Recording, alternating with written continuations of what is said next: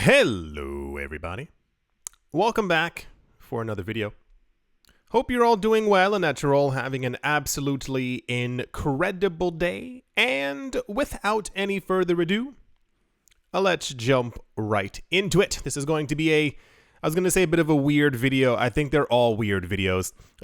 Bit of a mixed bag today. There's a lot of really weird stuff happening within the cryptocurrency space as always. And yeah, someone by the name of Ryan Sean Adams on Twitter was talking about that he believes that Ethereum trading at only $2,200 is absolutely hilarious. In his post, the investor also stated that the leading altcoin has strong fundamentals backing it, which should result in Ether trading at 22,000 US dollars. Here's the really crazy part. So that wasn't it, by the way. The interesting part is that we've gone over many things like this. What I think ends up happening. What the heck? Was that a dog? Okay. I don't know if you guys heard that or not. That was okay. So what was I saying? What usually ends up happening is that over the course of a 2-year period, as prices go down, a lot of people tend to quite easily forget fundamentals that are actually surrounding a coin. You might remember, like a year and a half ago, regardless of what ends up taking place, I always have a certain period in my life where I tell all of you Bitcoin should be a lot higher just based off of like logical fundamentals, the actual movement through the network.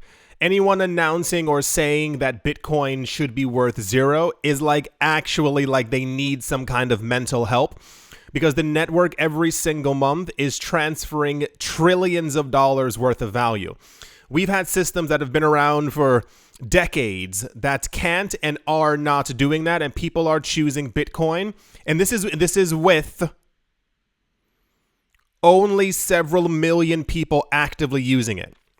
And that goes anywhere from people who are buying up a bit of it, putting it onto a ledger, moving it across the network, people who may want to move $1, $2, $3 million at a time. They're still choosing to use this network as a safe and secure way to do so. And when you get into the trillions of dollars being moved, that's more than like world banks, or not world banks, but like these mega banks are actually also doing as well. And that's what, did you hear it? What was that? Okay. And that's also with like the minimal amount of adoption that we currently have right now. That is to say, we don't have hundreds of millions and billions of people using it.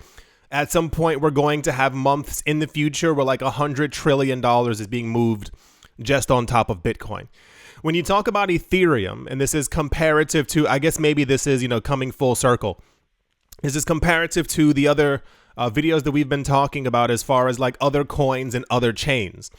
A lot of people I know have gotten into other coins, into other chains because some type of hype told them to do so. And I told you before, I've done the same. If you hear that a coin is going to do X, Y, and Z, you go, okay, that sounds kind of interesting, and you end up getting into it. But the problem is that over the course of a 2 to 3 year period, it might usually be time for you to reevaluate certain things that you actually have in your portfolio. It's just a normal thing. This isn't anything like revolutionary. People do it all the time. They do the same exact thing. If you have property and it's not working out and it has termites and it's doing this and things keep falling apart, you try to get stuff you fixed inside of it, but it ends up costing 4 times the amount of money that you would be making over the course of a year.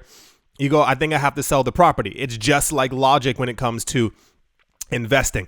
But a lot of times within the cryptocurrency space, people tend to get quite tribal and they go, well, I got this coin because I bought it because of this idea. That idea never ends up taking place. It never comes to fruition. The coin ends up not going anywhere. And the people go, well, I'm still going to stick with it because it's the best coin ever. And it's like, okay, that's not how investing works. But sure, you can, definitely go your own path.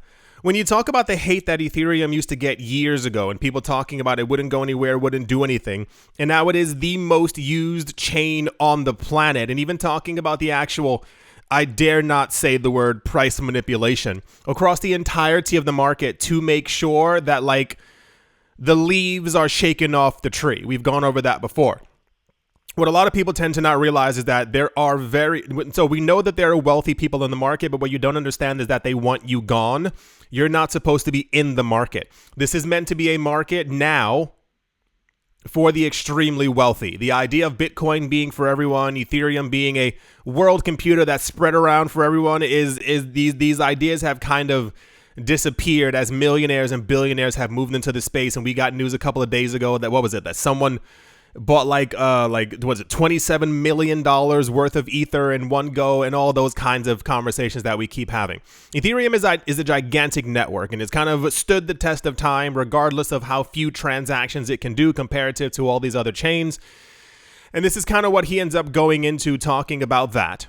If you compare and if you even discuss the idea that Bitcoin, based on actual fundamentals, nothing else, just the fundamentals that the network actually has and how strong that it is and how many people are using it and how many new people are getting onto the network every single day and how much money is passing through it, Bitcoin should logically be already worth over six figures, if not $250,000 that we've been talking about. I'm going to leave the $600,000 number just floating out there and not really connected to the conversation.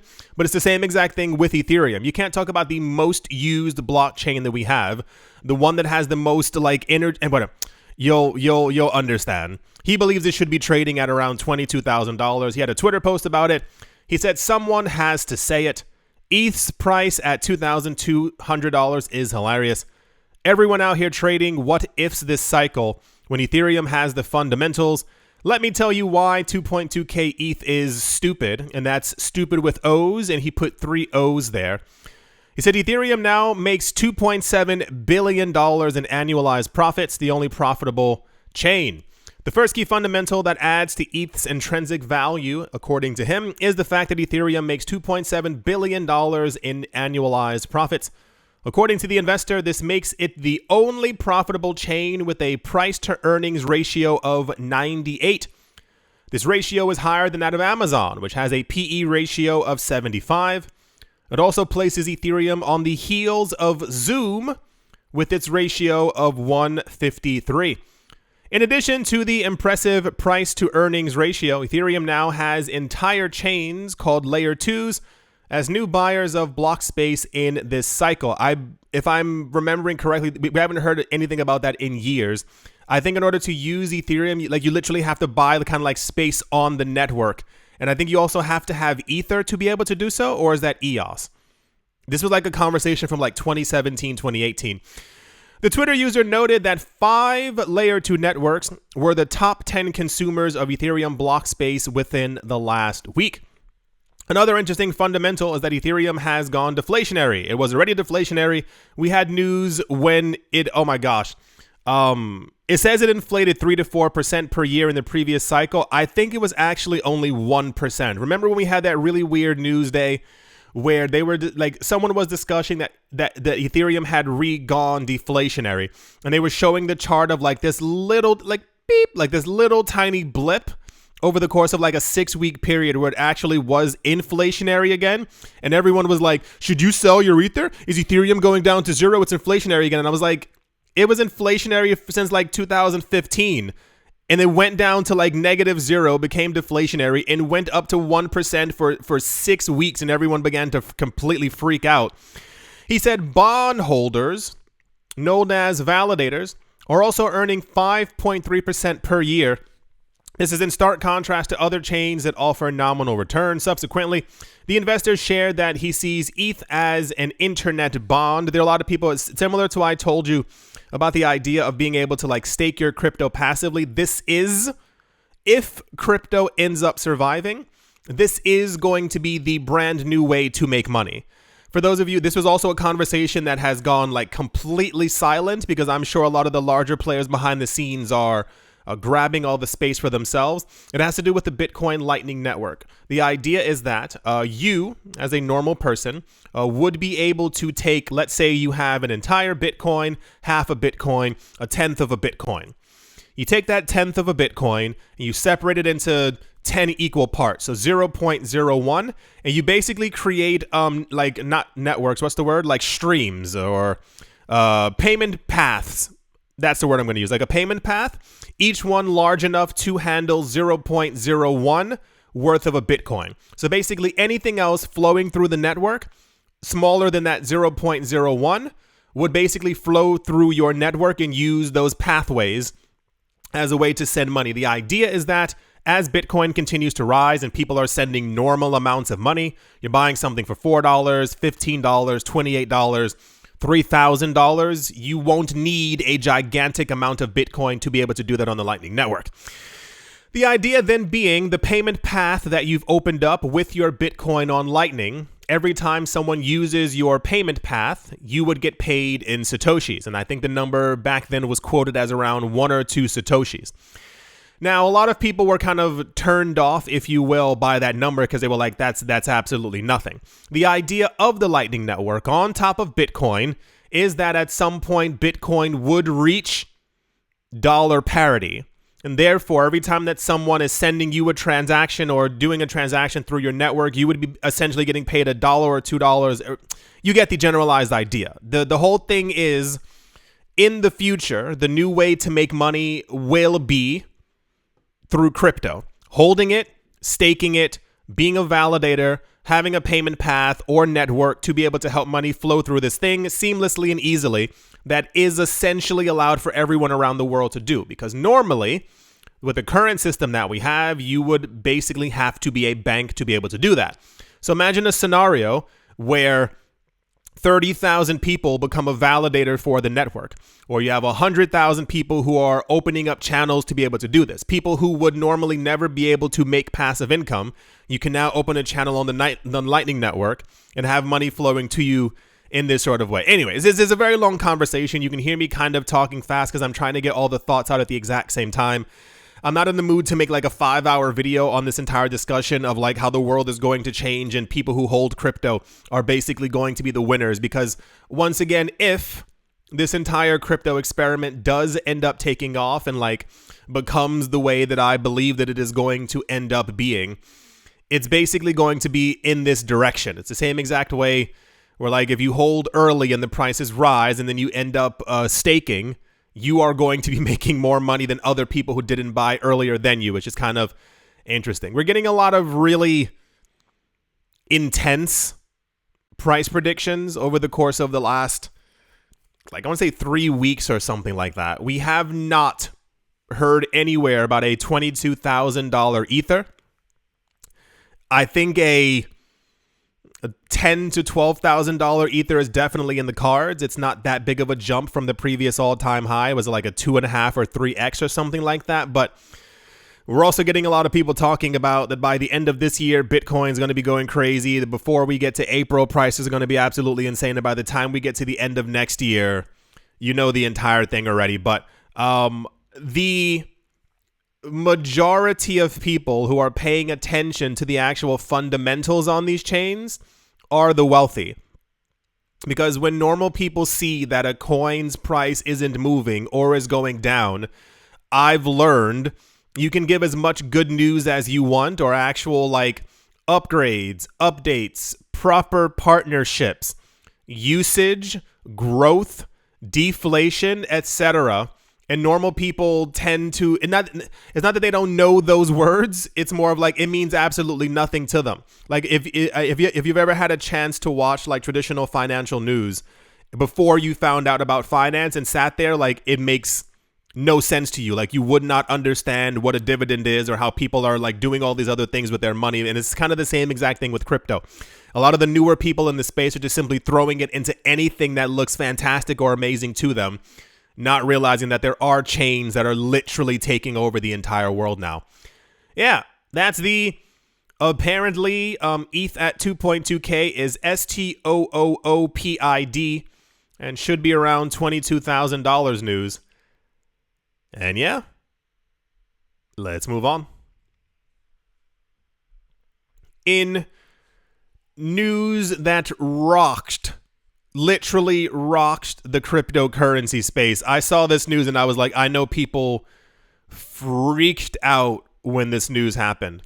In a recent social media revelation, John Deaton, who apparently is like the XRP lawyer or something like that. This guy's been on Twitter for a very long time. I keep seeing his posts being shared and retweeted and stuff like that. I think he kind of came out as the public defendant for the public in the Ripple versus SEC case that was and still is going on, and became quite popular talking about the fundamentals of XRP and how much higher it should be and how much is going to be used and what it does, that whole kind of thing. But he's known as like a crypto lawyer in the space that basically deals with XRP and knows legal things to back Ripple.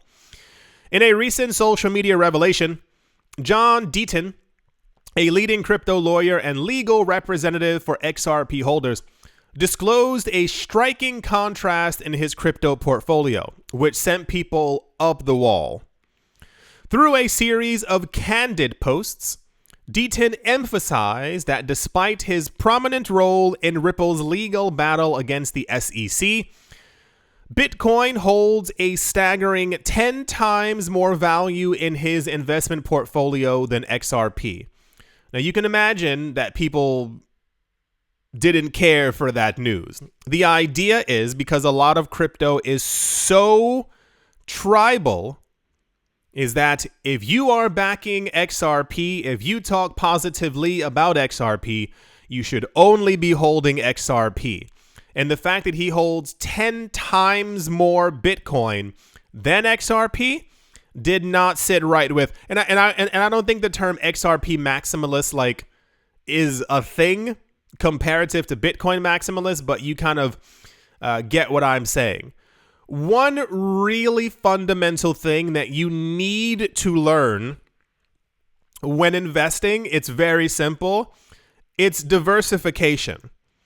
You will be hard pressed to find any millionaire, multimillionaire, and or billionaire, especially not a billionaire, who is only holding one kind of asset. That is to say, there's no one who's only holding XRP, or who's only holding real estate, or who only has stocks, or who only has bonds. The way that you get richer is kind of by spreading your money across the entire board to make sure that you have bets placed on a bunch of other things. Because if you have all your eggs in one basket, it's a literal thing that we learned when we were younger. If you have all of your eggs in one basket and that basket breaks, all of your eggs go bye-bye. So it's not that surprising because we've had news like that before. I'm certain that Brad Garlinghouse also mentioned before that he also holds Bitcoin and he's like not against it. That's because these people realize that while XRP might do extremely well, you really should not be saying or thinking that Bitcoin is not going to make it. And I'm glad that that entire idea has also lightly dissipated in the background from a lot of people, because years ago, you would not believe the frustration I had in hearing people believe that Bitcoin was going to disappear regardless of the news and regardless of the information and anything else that I actually gave them. A lot of whales within the cryptocurrency space and in the financial world are not only holding on to one type of asset. You've heard me say a lot of times, even when it comes to different assets, I hold multiple different altcoins. I invest in art, I invest in real estate, I invest in NFTs, and I plan on investing in a lot more different things in the future. Why? Because if the art market were to collapse, I couldn't sit there and be like, oh my gosh, all my money's just in that one thing. Good thing I also have crypto. It's kind of, you understand what I'm saying, but the fact that this man said this out loud and people were like, why are you holding Bitcoin? Is just completely unhinged, and I want people to like go outside, like get some air, like open a window, like just breathe some fresh air at some point, because it's a lot. Deaton, who gained prominence for his vocal advocacy and the legal proceedings against the SEC, clarified that his commitment to Bitcoin remains steadfast. Reflecting on his legal actions against the regulatory body, he highlighted that when he initiated the lawsuit on behalf of XRP holders, his position in Bitcoin were tenfold greater than his investment in XRP. The seasoned lawyer also underscored the pivotal factor that promoted his legal intervention, asserting that if the SEC had restricted its allegations solely to Ripple, Brad Garlinghouse and Chris Larson, he would have pursued the case. So this was gigantimous news. I don't really know what more to say other than like, stop it. Like, I don't really, a lot of people were pretty upset and or like disappointed, but that's not how money works. And I sincerely, like not jokingly, I hope that at some point in a lot of people's investment careers that you understand that diversification is literally key. This is why you also may have heard a lot of like very wealthy people buy property in like different countries because they have different metrics and like different needs, and other sometimes you get the point. Diversification in crypto assets, if you are in this space, is also incredibly important. If you are just holding one coin, I really hope that it just works out for you for that one thing. But it goes the exact same way across the entirety of any investment portfolio. So not surprising, this guy has probably been in crypto for a number of years. He probably got into Bitcoin, let's say logically, when it was a lot cheaper than it is right now. And maybe he just increased his XRP holdings, maybe, as the lawsuit was going on. So cool. That's the John Deaton invests properly news. Okay. Let's move on. Also in what news? Rockstar Games finally released a trailer for Grand Theft Auto 6. It looks pretty cool. I'm probably going to end up getting it. It looks not a lot better than I was expecting, but it's like, oh, this actually looks amazing. The interesting part is that apparently before the official trailer was released, it appeared on Twitter from someone who I think their life goal, I'm not joking, is apparently trying to make sure that they leak information like this. It was made to be taken down, the thing, but apparently the interesting part that everyone is talking about is that there was a, what do you call it, like a watermark over the video that basically had the words like buy Bitcoin, which kind of made everyone go completely insane, as there's been assumptions that the next game would have some type of crypto integration to be allowed to buy things with crypto in the game, and or that there would be references or that people would be using Bitcoin in it. There's literally not much more to the news than that, except for the fact that there was a buy Bitcoin watermark over the video, and people assumed that this was some type of subliminal messaging from Grand Theft Auto telling them to buy Bitcoin. That's the Grand Theft Auto 6. Look at the trailer. Like it looks pretty good, especially if you've played 5. And yeah. Let's move on. Also in the news, and this only makes me continue to believe that all of this is planned or organized in some sort of way. Binance has reportedly been operating in the Philippines without approval and or a license. This was revealed by the country's Securities and Exchange Commission. On the 20th of November, they warned the public that Binance is not authorized to sell securities within the Philippines. So for those of you who haven't been paying attention, Binance earlier this year was getting in trouble a lot, and now they're still getting in trouble again.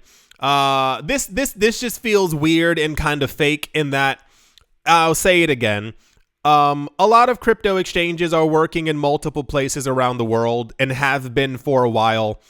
But for some reason, we keep now getting news after the allegations that BlackRock actually was the whistleblower that actually got Changpeng Zhao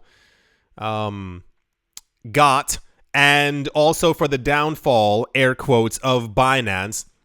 Now we're hearing from a bunch of other countries who are being like, oh yeah, they're also bad here as well. I find it very hard to believe that Binance, having been around since 2017, Coinbase, Kraken, Gemini, you name it, have been working in these countries, A, illegally on purpose, or B, have not ever reached out to anyone regulatory-wise in any of these countries. Understand that when you have billions of dollars, when your company is worth $14 billion, $25 billion, and you decide to open up a new chapter, a new space, a new place in another country, the first thing you do, even for those of you who missed it years ago, all of these companies have like Bakuda lawyers. Like they have literally like 50 lawyers behind all of them. It is nearly impossible to think that Binance would have opened anything in the Philippines and their lawyers did not go to any regulators over the course of the last couple of years.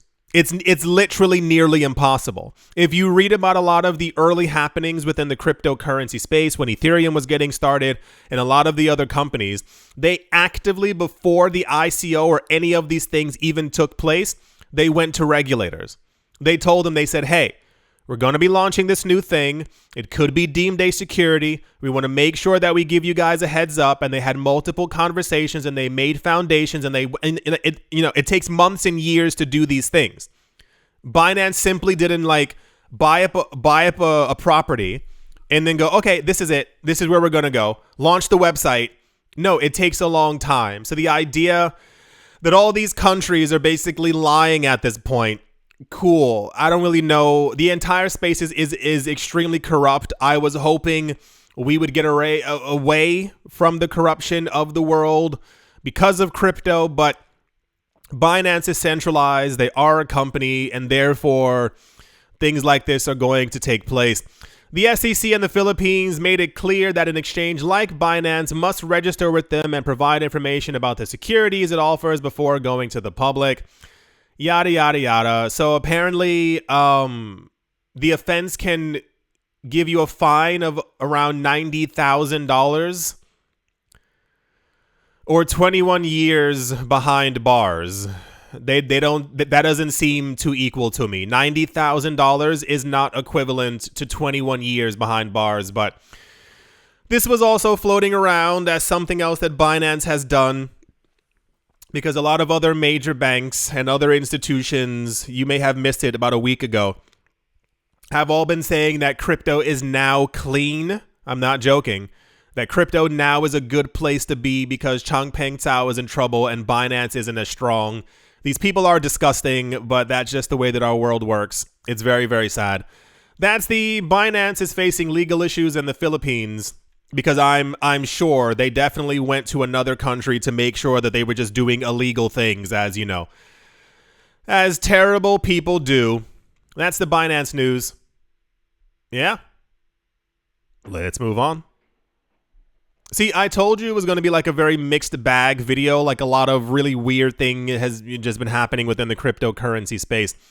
Forbes, like the magazine, but not a magazine, it's digital. Forbes has announced that the latest iteration of their Under 30 series will apparently be written onto the Ethereum blockchain for the first time in history.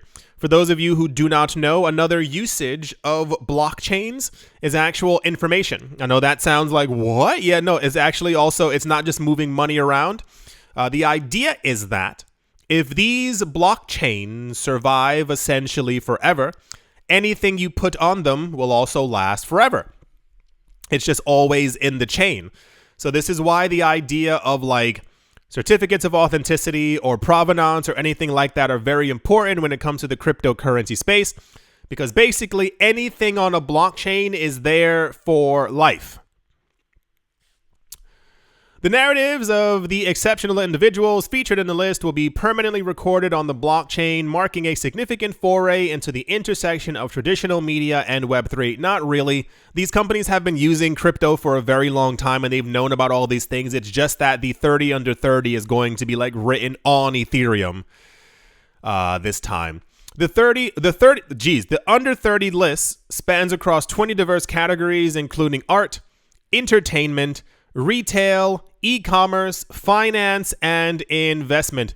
The judges for the 30 under 30 Finance 2024, it's a long list of names. I'm not reading all that. Forbes, recognized for spotlighting the brightest young entrepreneurs, innovators, and blah, blah, blah, blah, blah, blah, blah, will immortalize the data on Ethereum. And for those of you who also don't know, apparently the way to get on the 30 under 30 is to actually email people, to know people, and also there have been allegations of simply like paying. Because when you end up on the 30 under 30 list, or the under 30 for X, Y, and Z, people contact you after and say, hey, we saw you in the thing, we'd like to work with you. So there have been allegations before that apparently if you pay enough money, you get onto the list and it kind of like skyrockets your career from there. So cool, fantastic, amazing. Forbes is going to be writing this on Ethereum for the first time ever. I assume it will not be the last time.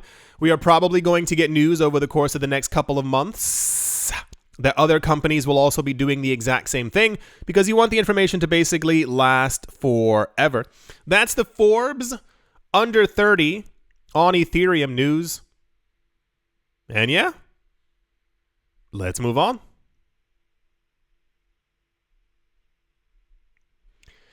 Okay, this is different.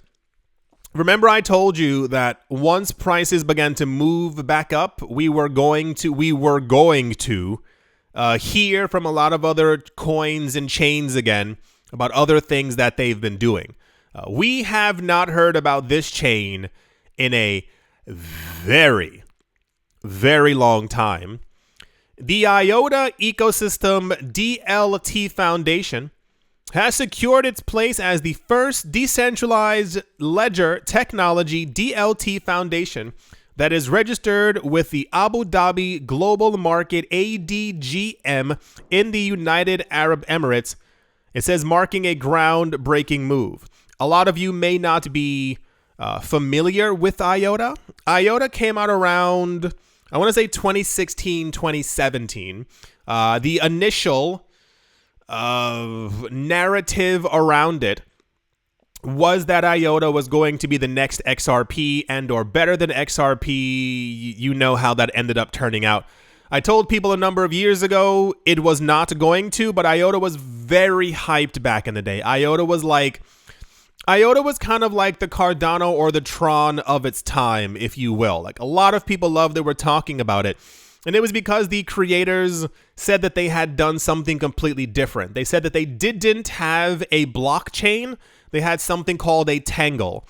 Now imagine, I don't know, I can't even give you like an example of like things that are tangled, but like imagine like a whole bunch of ropes or strings that are tangled, and you stick your fingers into like the edge of them, pull them outward, and like you see like it just looks like thousands of things crossing all around each other.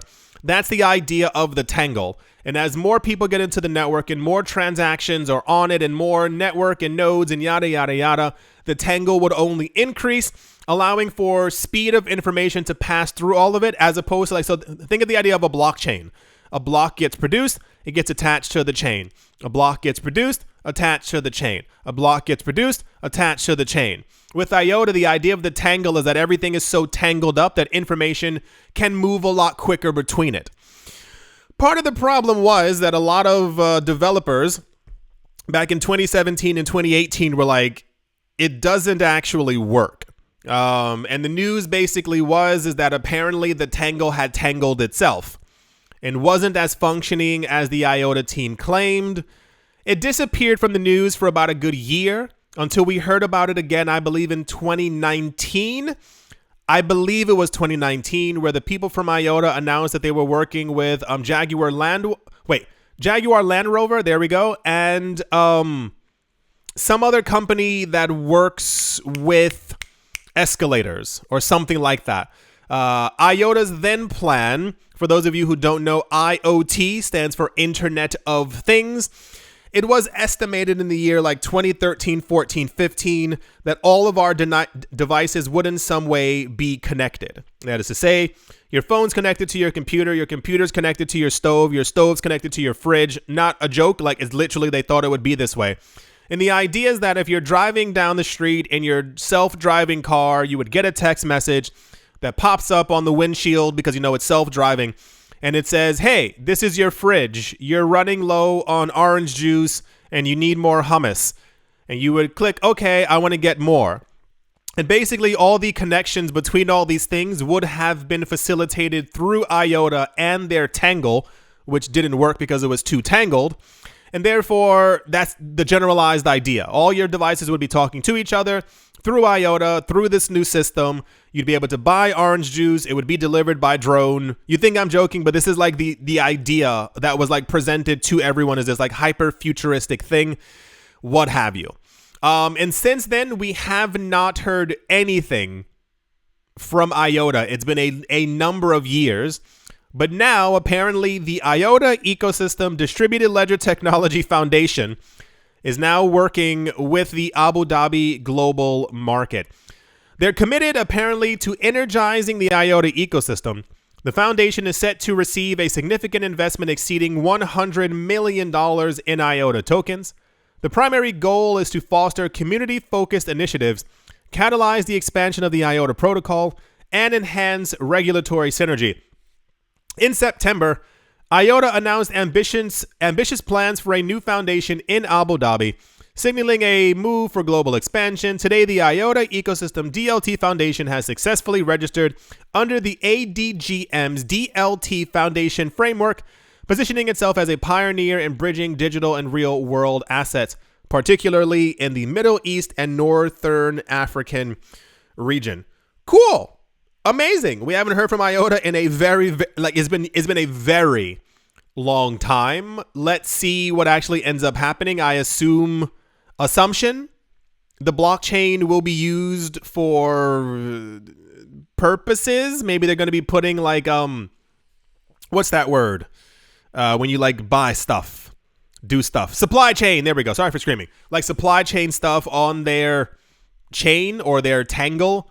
As it stands right now, no actual word on like the usage of it, more that they have partnered together. Fantastic. It's just expected that other chains are also going to be having news like this popping up as well. I didn't know that Iota was still being used or still trying to do anything, but I mean, you know, with $100 million rolling around, you're going to definitely try and make sure that your tangle is still tangling. But yeah, let's see if there's any actual usage. What was the other coin that we had like a day or two ago? There was some other chain that we haven't heard from in a while who also has partnered with some country or something like that. I don't remember. Anyway, that's the Iota news. Cool. Let's see if something comes from it. I do sincerely hope that you have all enjoyed. I do hope that you all are having a great day, morning, afternoon, evening, wherever you are, wherever you might be. I do hope it is absolutely fantastic. Thank you all once again for watching, listening, liking, commenting, and or supporting. And I will most certainly be talking to you all soon. See you.